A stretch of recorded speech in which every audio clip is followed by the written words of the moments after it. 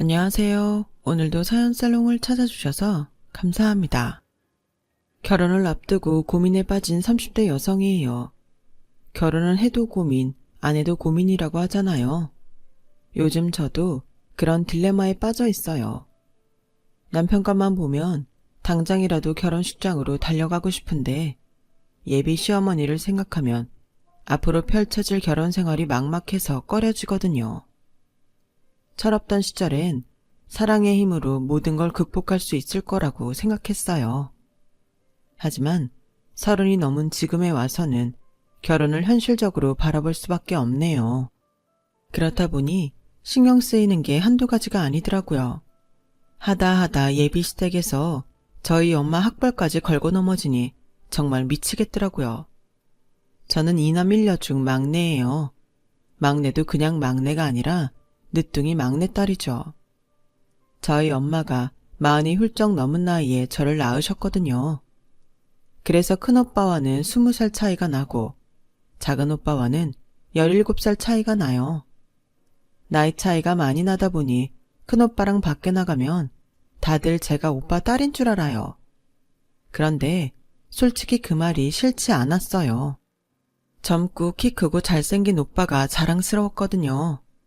그래서 진짜 친한 친구 한두 명이 아니고서는 다들 큰오빠가 제 아빠인 줄 알아요. 저희 아빠는 제가 3살이 되던 무렵 사고로 세상을 떠나셨어요. 그래서 저는 아빠 정을 못 받고 자랐는데 큰오빠가 그 자리를 대신 채워주었죠. 작은 오빠도 큰오빠 못지않게 저를 챙겨주었고요. 오빠들이 부모님을 대신해 제 똥기저귀도 갈아주고 씻기고 재우는 것까지 도맡아 했어요.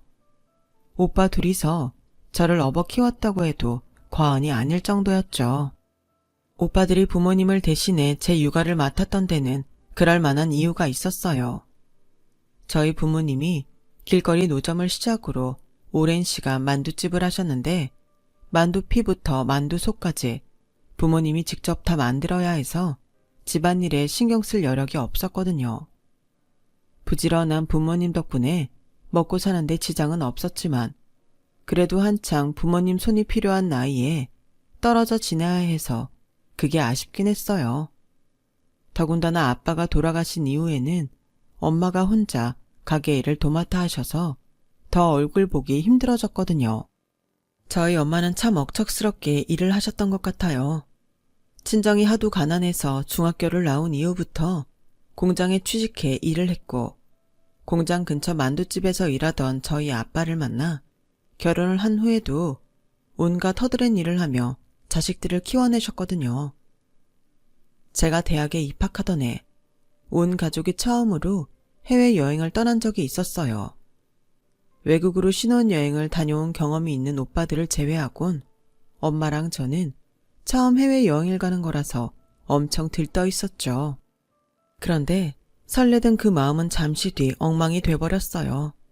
면세점에서 쇼핑을 할 생각에 들떠있던 저는 조금이라도 빨리 면세지역으로 들어갈 생각에 엄마를 모시고 자동 출입국 심사대로 향했어요.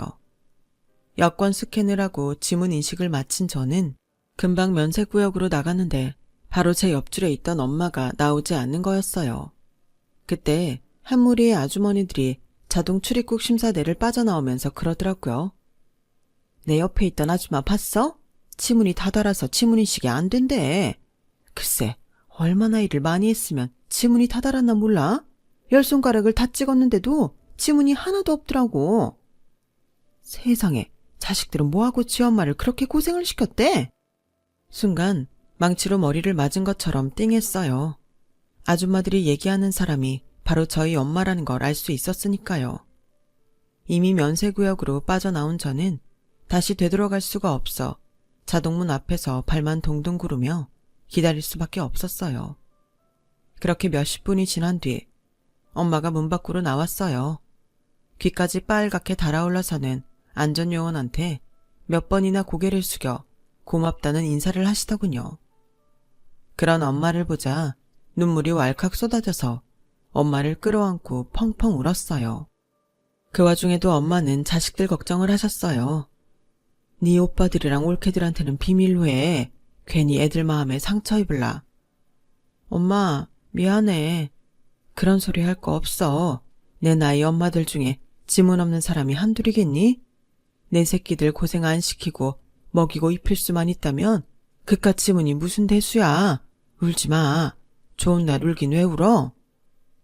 엄마는 애써 담담한 척을 하셨지만 엄마 눈가도 붉게 물들어 있었어요.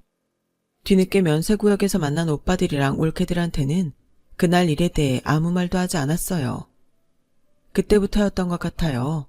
엄마에 대한 애틋한 마음이 생긴 거는요. 세상의 부모들이 다 자기 자식을 위해 희생을 하며 살아가겠지만 그걸 당연하게 받아들여서는 안 된다는 것도 깨닫게 되었죠. 그래서 대학에 들어가 처음 받은 아르바이트비로 엄마 화장품과 핸드크림을 사서 드렸어요. 엄마 얼굴에 진 한 주름이 마치 저 때문에 생긴 것만 같아서 미안했거든요. 그 주름을 화장품 따위로 다 펴드릴 수는 없겠지만 그렇게라도 사죄하고 싶었어요. 생각해보면 저는 참 철없는 딸이었던 것 같아요. 친구들 부모님에 비해 연세가 많은 엄마를 창피해했거든요. 그래서 중고등학생 때 학부모 상담이 있을 때면 의뢰 큰올케한테 부탁을 했어요. 다행히 저희 큰올케가 사람이 좋아서 매번 제 부탁을 들어주었죠.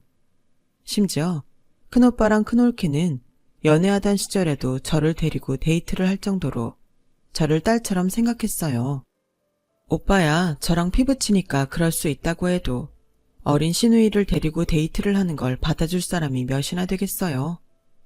큰올케가 대인배라 가능했던 거죠. 홀어머니를 모시고 있는 집에 맏며느리로 들어와 몸도 마음도 고생이 많았을 텐데도 큰올케는 제 엄마 노릇까지 톡톡히 해주었어요. 2차 성징 후 신체 변화로 인해 속옷을 사야 했을 때도 큰올케가 직접 저를 데리고 속옷 가게에 가서 제게 맞는 사이즈로 속옷을 골라주었고 처음 생리를 시작했을 때도 직접 생리용품 사는 법도 가르쳐 주었을 정도로요. 그래서 그런가 저희 집은 다른 집들과 달리 올케와 시누이 사이가 꽤 돈독한 편이에요. 올케와 시누이 간의 갈등은 남의 집 얘기일 뿐이죠. 나이 차이가 많이 나다 보니 애초에 싸움 자체가 안 되거든요. 심지어 큰올케는 저희 엄마보다 더 제게 잔소리를 많이 해요. 아가씨, 적금 안 들었지? 월급 받는 족족 쓰지 말고 돈 모으라고 했잖아. 젊을 때 벌어놔야지 나중에 후회 안 한다고. 세상에, 이게 뭐야? 얼굴에 웬 잡티가 이렇게 많아? 아가씨, 밖에 나갈 땐 선크림 바르라고 했지? 젊을 땐 몰라도 40, 50 돼봐. 팍싹 늙는다니까? 언니, 저 어린애 아니에요. 언제까지 잔소리 할 거예요? 아가씨, 다른 사람들한테는 몰라도 내 눈에는 아가씨가 여전히 코 올리게 어린애로 보이니까 반항할 생각 말고 선크림이나 발라. 그런데 이상하죠? 30이 넘은 시누이를 딸처럼 생각하는 큰올케가 싫지 않으니 말이에요. 큰올케의 잔소리에 저에 대한 애정이 묻어있어서 그런가 봐요. 사실 제가 결혼을 서두르게 된 것도 큰올케의 한마디 때문이었어요. 아가씨, 어머님 연세도 있으신데 슬슬 결혼 생각해야 되지 않을까? 혼자 남을 막내딸 생각에 어머님이 고민이 많으시거든. 내가 결혼정보회사에 등록해 줄 테니까 선 좀 보자. 응? 됐어요. 난 그렇게 만난 사람이랑 결혼하기 싫다고요. 전 연애 결혼할 거예요. 혹시 만나는 사람 있어? 말해봐. 그런 거면 내가 밀어줄게. 사실 그때 얘랑이랑 1년 남짓 사귀던 중이었어요. 하지만 결혼을 전제로 만난 것도 아니고 얘랑이 저보다 2살이 어려서 아직 직장 생활을 한 지도 얼마 안 된 터라 결혼은 시기상조 같았어요. 하지만 큰올케의 결혼 닥달이 날이 갈수록 심해져서 언제까지고 저 혼자 감당할 수만은 없었어요. 그래서 얘랑한테 결혼 얘기를 꺼냈더니 기다렸다는 듯이 그러더라고요. 잘 됐네. 안 그래도 우리 집에서 결혼 서두르는 분위기거든. 일찍 결혼해야 자리 잡기도 쉽다고 엄마가 어찌나 성화신지 몰라. 쇳불도 당김에 빼랬다고 당장 이번 주말에 우리 집에 갈래? 우리 부모님도 자기 보면 좋아하실 거야. 혹시나 하는 마음에서 했던 말이었는데 생각지도 못하게 급물살을 타고 결혼 준비를 하게 되자 어안이 벙벙했어요. 일이 너무 쉽게 진행돼서 오히려 겁이 났거든요. 그 주 주말 예랑을 따라 예비시댁에 방문했더니 예랑 말대로 다들 저를 반겨주시더라고요. 예비시댁은 서울 외곽에 위치한 타운하우스였는데 전망도 좋고 2층 집 전체를 사용하는 거라서 집이 엄청 컸어요. 가구며 인테리어 제품들이 꽤 고가인 걸로 봐서는 재력이 있는 집 같았어요. 아니나 다를까 아버님이 대기업 간부시더라고요. 예비 시부모님은 서울대 동문으로 예랑의 형제들 역시 다들 서울대 출신이었어요. 며느리들도 마찬가지였고요. 3남 중 막내인 예랑만 일반 대학 출신이라 집안에선 돌연변이로 취급받고 있었죠. 우리 집에선 우리 막내가 골칫덩이였어요. 애가 머리는 좋은데 지 형들만큼 노력을 안 해서 대학도 고작 그런 데를 갔으니 말이에요. 난 부끄러워서 동기들 앞에서 우리 막내 대학 얘기를 꺼내지도 못했다니까. 지원 씨는 이대 나왔다고 그랬죠? 아, 부모님은 어느 대 출신인가요? 식사를 마치고 차를 마시는데 예비 시어머니께서 대뜸 저희 부모님 학벌을 물으셨어요. 생각지도 못한 질문에 머뭇거리고 있었더니 예랑이 대신 대답을 해주었죠. 엄마, 그게 뭐가 중요해? 우리 부모님 나이대에는 대학 안 다닌 분들이 더 많은 건 몰라? 내가 장모님이랑 결혼할 것도 아닌데 왜 장모님 학벌을 물어? 자기야, 대답할 거 없어. 그때는 그렇게 예랑 덕분에 잘 넘어가는가 싶었는데 이후로도 어머님은 은근슬쩍 저희 부모님 학벌을 묻곤 하셨어요. 차일피일 대답을 피하다가 안 되겠다 싶어서 솔직히 말씀드렸어요. 학벌을 속일까도 생각했지만 나중에 거짓말이 들통나면 더 피곤해질 것 같아서요. 아버지는 지방에서 고등학교를 다니셨고 어머님은 고등학교 입학을 앞두고 학업을 그만두고 직장에 다니셨어요. 그랬더니 어머님 얼굴색이 확 변하더라고요. 그제야 괜한 말을 했다 싶었죠. 하지만 걱정과 달리 어머님의 태도는 그리 달라지지 않았어요. 다행이라면 다행이었죠. 제가 예비시댁에 인사를 드리고 온 지 얼마 안 돼 얘랑도 저희 집에 인사를 드리러 왔어요. 엄마를 대신해 만두집을 운영하고 있는 큰오빠 내외는 가게 문도 일찍 접고 와주었고 회사에 다니는 작은 오빠는 퇴근길에 집에 들렀더라고요. 집에서 살림을 하는 둘째 올케는 일찌감치 저희 집에 건너와 음식 준비를 했고요. 저랑 나이 차이가 얼마 안 나는 조카들도 고모부 얼굴을 보겠다고 다들 달려온 통에 좁은 집이 아주 인산인해를 이루었죠. 북적북적한 집에서 동물원 원숭이처럼 온 집안 식구들의 시선을 받게 된 예랑은 약간 주눅이 든 것 같더니 금세 적응을 해서는 저희 오빠들이랑 편하게 술자리까지 하게 되었어요. 큰오빠는 예랑이 넉살도 좋고 성격이 유해서 마음에 든다며 좋아하더군요. 사실 제가 예랑을 좋아하게 된 이유도 바로 이 성격 때문이었어요. 어느 자리에 끼어도 사람들과 금세 친해지고 분위기를 띄우는 재주가 있거든요. 물론 사소한 실수가 잦은 게 흠이긴 했지만 워낙 귀염성이 있는 사람이라 그 정도는 문제가 되지 않았어요.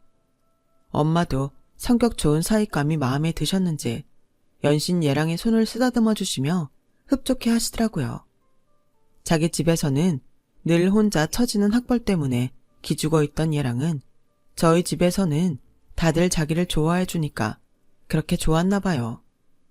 처음 인사를 들은 이후에 툭 하면 저희 집에 찾아와 오빠들이랑 술도 마시고 저희 엄마가 해주시는 밥도 먹고 가곤 했거든요. 제 조카들이랑도 많이 친해져서 우리가 데이트할 때 불러서 같이 놀기도 했고요. 불과 몇 개월 사이에 저희 가족 속에 녹아든 예랑은 결혼도 하기 전에 사위 노릇을 하게 되었어요. 저희 아빠 제사에도 참석하고 명절에도 저희 집에서 차례를 지낼 정도였으니까요. 자기야, 처음엔 자기가 좋아서 당신 식구들한테 점수 따르고 노력했는데 지금은 잃어버린 가족을 찾은 기분이 들어서 너무 좋아. 자기도 알잖아. 우리 집에서 난 찬밥 신세인 거. 근데 자기 집에 가면 마음이 따뜻해져서 여기가 진짜 내 집이 아닌가 싶다니까. 내가 처복이 있나 봐. 자기를 만나서 이렇게 사랑도 듬뿍 받고 말이야. 가족들 사랑에 굶주려 있던 얘랑은 저희 가족을 통해 그동안 못 받은 정을 받는 것 같았어요. 그런 얘랑이 안쓰럽기도 하면서 한편으로는 다행이다 싶었어요. 그러는 사이 상견례 날이 다가왔고 서울 모처에 있는 한정식 집에서 양가 부모님과 형제 내외가 모이게 되었어요. 한눈에 봐도 예비 시댁 식구들은 인텔리한 느낌이 강했고 저희 집 식구들은 평범한 가정 사람들 같았어요. 그 미묘한 차이는 대화를 나누는 중에도 불쑥불쑥 드러났고 그래서 왠지 신경에 거슬렸어요. 얘랑을 제외한 예비 시댁 식구들이 은근히 저희 가족들을 내려다보는 느낌이 들었거든요. 그렇다고 대놓고 무시를 하거나 거만하게 굴지도 않았는데 말이죠. 상견례를 마치고 집으로 돌아오는 차 안에서 큰올케가 그러더라고요. 아, 기껏 비싼 음식 먹고 체한 것 같네. 어머님은 괜찮으세요? 속 안 불편하시냐고요? 전요, 소화제 하나를 먹어야 될 것 같아요. 어떻게 그런 집에서 서방님 같은 아들이 나왔을까요? 신기하네. 암튼 우리 아가씨 결혼하면 소갈이 좀 하겠네. 어디 불편해서 시댁에서 밥이나 편히 먹겠어? 큰올케 말에 아무도 동조는 안 했지만 속으로 다들 같은 생각이었던 것 같아요. 결혼 당사자인 저도 그랬으니까요. 이때까지만 해도 그저 시댁 쪽이 불편하다는 생각 정도였는데 얼마 지나지 않아 대놓고 싫어지게 되는 사건이 벌어졌어요. 제가 회사에 출근한 사이 예비 시어머니가 저희 집에 찾아왔지 뭐예요. 집에는 저희 엄마랑 위층에 사는 큰올케가 내려와 있었는데 마침 그때 어머님이 찾아온 거였죠.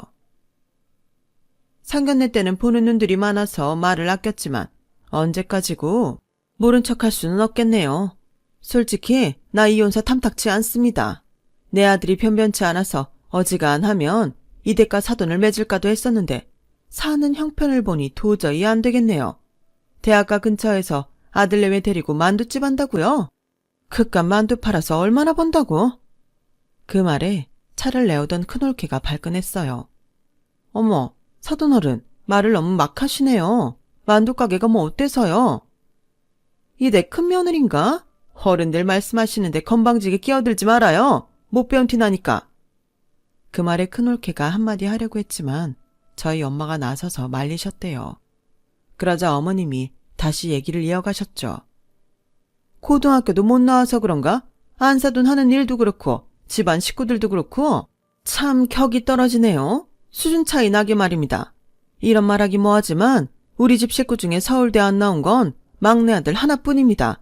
학벌 가지고 왈가왈부하려는 건 아니지만 그래도 이런 집이랑 사돈을 맺는 건 자존심이 허락을 안 해서요. 남들 공부할 때 공장 다니며 돈벌이를 했으면 사는 건 어지간해야 하는 거 아닙니까? 세상에, 인생을 얼마나 멍청하게 살았으면 그 나이 먹도록 이렇게 좁아 터진 집에서 온 가족이 빠글거리고 삽니까? 아무래도 어머님은 저희가 오빠네랑 같이 사는 줄 알았나 봐요. 이래서야 혼수는 제대로 해오겠습니까? 아시다시피 우리 바깥 양반이 사회적 위치가 있는 사람이라 남들 이목을 생각 안 할 수 없거든요. 우리 첫째, 둘째 며느리가 시집올 때 해온 만큼은 바라지도 않지만 그래도 구색은 맞춰와야 할 텐데 사는 꼴이 이래서야 원? 어머, 사돈어른, 무슨 말씀을 그렇게 하세요? 저희 사는 꼴이 어때서요? 배은부는 그렇게 함부로 막말을 해도 되는 겁니까? 어머님도 참지 마시고 한 말씀 하세요. 언제까지 당하고만 있으실 거예요? 큰올케가 나서서 저희 엄마 등을 떠밀었지만 엄마는 아무 말씀도 하지 않으셨대요. 그러자 어머님은 기세 등등해선 마음껏 떠들어댔죠. 꼭 없이 사는 사람들이 사소한 말에 발끈한다니까? 내가 어디 틀린 말 했습니까? 이 정도 말하는 것도 내가 예의 지켜서 하는 겁니다.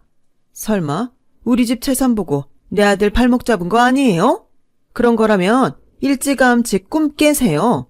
우리 부부는 능력 안 되는 자식한테는 10원짜리 동전 하나 남겨줄 생각 없으니까 우리 막내한테 유산 줄 생각 없다는 얘기입니다. 그래도 이혼사 진행하겠어요? 괜히 시간 끌 거 없이 애들 대신 어른들이 나서서 이 결혼 깨는 게 맞는 것 같네요. 마음 정리되면 연락 주세요. 어머님은 당신 할 말만 하고는 돌아가셨어요. 제가 이날 일을 전해 들은 건 그 후로 며칠 뒤였어요. 엄마가 큰올케한테 비밀로 하라고 했던 탓이었죠. 하지만 그런다고 모른 척하고만 있을 수 없었던 큰올케는 제 회사 근처로 찾아와 모든 얘기를 해주었어요. 생각 같아선 소금 뿌리고 내쫓고 싶었는데 어머님 앞이라 참은 거야. 아가씨, 이 결혼 정말 해야겠어? 딴 건 몰라도 그런 시어머니 있는 집이랑은 안 엮이는 게 좋아. 내가 올케가 아니라 같은 여자로서 며느리 입장에서 해주는 말이야. 이 결혼 이쯤에서 관둬. 아무리 남자가 마음에 들어도 일단 결혼하면 시댁 식구들이랑 안 보고 살 수는 없는 거라고. 큰올케 말이 틀린 건 아니었지만 그래도 쉽게 결정을 내릴 수는 없었어요. 큰올케 말대로 시댁 식구들과 마주치지 않고 살 수는 없겠지만 그렇다고 얘랑과 헤어질 자신도 없었거든요. 저뿐만 아니라 내 가족을 그렇게 사랑해주는 사람은 얘랑 외에는 없을 것 같았으니까요. 게다가 제 가족들한테 사랑을 받으며 행복해하던 얘랑 모습이 자꾸 아른거려서 자꾸 미련이 남았어요.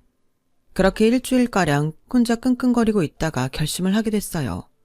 끝날 때 끝나더라도 솔직히 털어놓고 상황을 수습하고 싶었거든요. 퇴근 시간에 맞춰서 얘랑과 만난 저는 예비 시어머니가 저희 집에 찾아왔던 일을 다 털어놓았어요. 얘기를 듣는 내내 얘랑의 얼굴은 울그락불그락 변해갔어요. 자기 엄마가 한 행동이 너무 낯뜨겁고 창피했던 모양이에요. 얘랑은 자기를 믿고 며칠만 기다려달라고 했고 저는 그러겠다고 했어요. 그 며칠 사이에 대단한 수가 생기지는 않을 거라고 그렇게 생각했지만 그래도 하는 데까지는 해보자 싶었죠. 그런데 일주일이 다 되어가도록 얘랑도 예비 시댁에서도 아무 말이 없는 거예요. 괜히 이번 일로 예비 시댁에 분란만 일으킨 게 아닌가 걱정이 되던 그때 큰올케한테 전화가 왔더라고요. 아가씨 큰일 났어. 지금 당장 가게로 와. 아가씨 예비 시어머니가 또 왔어. 전화를 끊자마자 대충 겉옷을 걸쳐 입고는 엄마 만두가게로 달려나갔어요. 이번엔 또 무슨 짓을 벌일지 걱정이 돼서 손가락이 벌벌 떨리더라고요. 그런데 막상 가보니 제가 예상했던 것과는 전혀 다른 양상이 벌어져 있더라고요. 예비 시어머니가 저희 엄마 앞에 앉아서는 고개를 푹 숙인 채 눈물을 뚝뚝 흘리고 있었거든요. 저희 엄마 옆에는 언제 왔는지 얘랑이 앉아 있었고요. 뒤늦게 저를 발견한 큰올케는 제게 다가와 툭 치며 말했어요. 아가씨, 남편감 하나는 제대로 골랐다. 나 이 결혼 찬성이야. 도대체 무슨 일이 일어났던 건지 어안이 벙벙하던 그때 저희 엄마가 조용히 말씀을 하셨어요. 안사돈, 우리는 무슨 일이 있어도 이 결혼 진행할 겁니다. 내 딸 문제만은 아닙니다. 사부인 아들 형진이 이제 제 아들 같아서 못 놔주겠어요. 처음 우리 집에 왔을 때부터 저한테 장모님이 아니라 어머니라고 부르길래 그저 넉살이 좋은 아이인가 했는데 자라온 얘기를 들으니 그 이유를 알겠더군요. 10손가락 깨물어 안 아픈 손가락이 없다는데 형진이한테 왜 그러셨습니까? 그깟 대학이 뭐라고 자식 가슴에 못을 박았냐고요. 잘난 형제한테 치여서 부모 관심 못 받고 자란 형진이가 저는 그렇게 애처로울 수가 없어요. 그래서 내가 품자 생각했습니다. 사위도 자식인데 못할 게 뭐 있겠습니까? 그러니 사부인은 이제 잘난 아들만 품고 사세요. 형진이는 나랑 우리 가족이 품고 살 테니까. 그리고 그쪽 집 재산에 침 흘릴 만큼 우리가 없이 살지는 않습니다. 지금 이 건물도 그렇고 우리가 사는 빌라도 그렇고 다 내가 벌어서 산 겁니다. 요즘 애들 말로 주님 아래 건물주라던데 내가 바로 그 건물주거든요. 모르긴 해도 사돈댁 재산보다는 내가 가진 돈이 더 많을 겁니다. 그러니까 내 앞에서 있는 척 그만하세요. 형진아, 네가 원한다면 당장 이거 우리 집에 들어와 살아도 된다. 엄마가 아침 저녁으로 너 좋아하는 반찬 만들어줄 테니까 집밥 두둑이 먹고 회사 다녀. 엄마는 내 새끼가 굶고 다니는 건 절대로 못 보니까. 얘랑은 자기 엄마를 앞에 두고 저희 엄마 품에 안겨 펑펑 울었어요. 그리고 며칠 뒤 얘랑은 캐리어에 짐을 싸들고 저희 집으로 들어왔어요. 나중에 큰올케를 통해 들은 얘기로는 그날 얘랑이 자기를 자식 취급도 안 하는 부모 밑에서 자식 노릇하고 살 생각 없다면서 부모 가족과 연 끊고 살 테니 자기 결혼에 상관하지 말라고 했다더군요. 그 말을 하는 와중에 그간 부모한테 받은 차별과 멸시 때문에 고등학생 때 약을 먹기도 했었다는 충격적인 얘기도 했는데 그 말에 어머님이 충격을 받아서 눈물을 흘리셨던 거예요. 자식을 있는 그대로 받아들이지 못했던 시부모님은 결국 막내 아들을 잃고 말았어요. 대신 저희 엄마는 막내 아들 하나를 더 얻게 되었죠. 내년 봄에 식을 올리기로 한 우리는 따로 신혼집을 구하지 않고 엄마를 모시고 엄마 집에서 살기로 했어요. 얘랑이 저희 엄마가 해주시는 집밥을 앞으로도 쭉 먹고 싶다고 고집을 부려서 엄마가 그러라고 하셨거든요. 솔직히 저야 뭐 땡큐죠. 남편의 결심 덕분에 저는 예정대로 결혼도 진행하게 되었고 엄마랑도 함께 살 수 있게 되었어요. 이쯤 되면 이번 결혼 소동의 최대 수혜자는 제가 아닌가 싶네요. 지금까지 제 사연을 들어주셔서 감사합니다. 들어주신 분들 모두 소중한 가족과 건강하고 행복하세요. 여러분, 사연 댓글에 응원과 현명한 조언 부탁드려요.